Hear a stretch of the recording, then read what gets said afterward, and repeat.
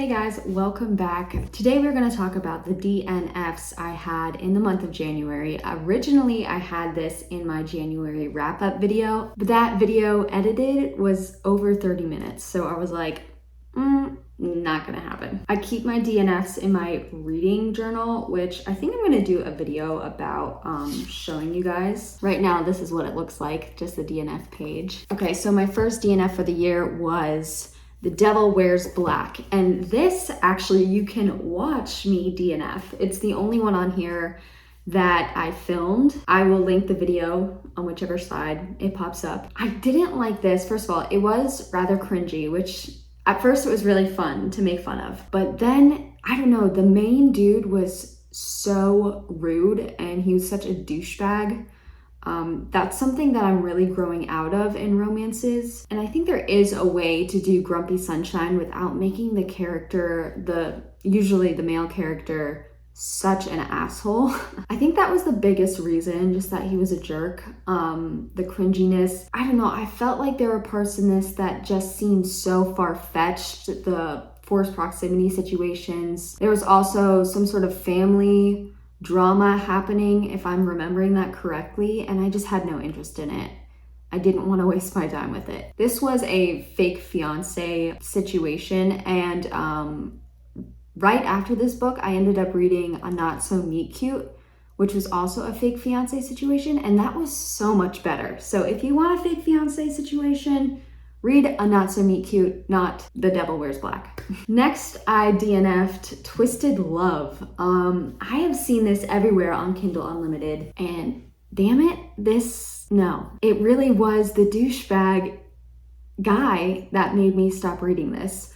I thought it was, for some reason, going into it, I had a feeling that these characters were gonna be kind of whiny and in a way that's like, this is why I'm so damaged, feel sorry for me. I actually didn't mind reading about the trauma. Oh, that sounds kind of sick, but like what happened to the main girl as a kid, that was crazy. Like I want to read more about that. And also, you know, the trauma of the guy. The only thing is, it sort of became a situation too, because this was a this was a brother's best friend story. So she's the little sister, he's the brother's best friend. But there really was no reason that they couldn't be together. And they were kind of going back and forth too much. And it was just like, you guys like each other, just get together. It was one of those situations. Yeah, I had no idea where this story was even going, nor did I really care, so I DNF'd it. Oh, next was A Touch of Darkness. This was actually gonna be a video that I was gonna read with Neon Gods. It was gonna be a Persephone retelling. They were still gods, they were still goddesses, but it was in a modern setting, which I like reading about. If you did watch my January wrap-up, I did read Lore Olympus, which is a graphic novel about Persephone and Hades, and actually I would much rather recommend that than A Touch of Darkness. They were both very similar. A Touch of Darkness just felt like it took itself way too seriously. So yeah, I just know that there's gonna be a better retelling. I didn't want to waste my time with it. It just didn't really feel like it was written well, which I don't mean to sound so offensive, but when a character makes decisions that don't make sense, it is so irritating to me because that means it's bad writing. I still sound like a jerk saying that, but that's just how I feel.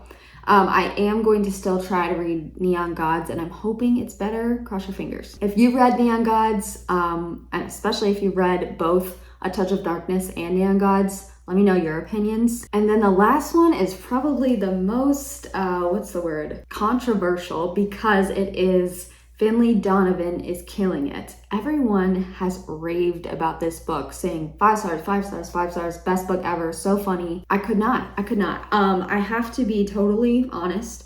I was PMSing when I tried to read this, so that could have something to do with it, but Finlay herself, that was my issue. I did not like her character. She was super irritating and unlikable to me. Like, I understand that her ex-husband is a complete asshole. I'm not saying otherwise.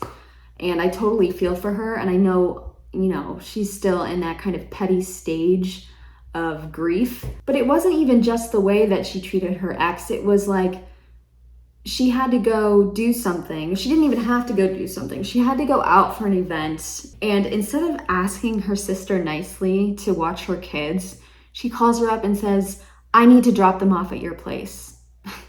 I need you to watch them. Like, I don't know, it was just little stuff like that. I was like, Finlay, I don't like you. The other reason I stopped was because, okay, so the premise of the book is that she is a writer. She writes like romance mysteries, and she was talking to her editor in a Panera Bread and about like the plot or something like that, and it sounded really suspicious when you think about it later. A woman in the booth across from them overheard her, and she thought Finlay was talking about killing someone in real life. She thought she was like a hit woman. So she tries to hire Finlay. I'm not gonna say anything more, and without spoiling, I'm gonna say that a job was done at the 25% mark. And I was thinking to myself, if this is where this happens, I can only imagine that the rest of the book is just this mess being untangled and actually tangling much more. And I could not stand the stress of it, especially when I don't really care too much about Finlay. I know, I'm sorry if that offended anyone, but I will say that because everyone has loved this book so much, and that the second book was just released last month, and some people are saying that it's even better than the first book, that Finlay grows on you, that the other characters, which I can't remember if it was Vera was the other character's name, Finlay's babysitter or nanny or whatever, she seemed really interesting. Like, I liked her. I would rather her be the main character, but I think this is the one out of these four that I would try to reread. When I'm in a good mood, maybe I'll pick it up again. But for now, DNF. Okay, that's it. If you guys have read any of these, I'm open to trying things over. Actually, no, I don't want to read Twisted Love or The Devil Wears Black again. Let me know your thoughts on these books if you've read them. Do not worry about offending me. And also, if you DNF'd anything this month, these are always fun videos to watch, because I don't know, I guess we all just love the drama of it, but yeah, I will see you guys next time. Have a wonderful day. What am I doing? Bye.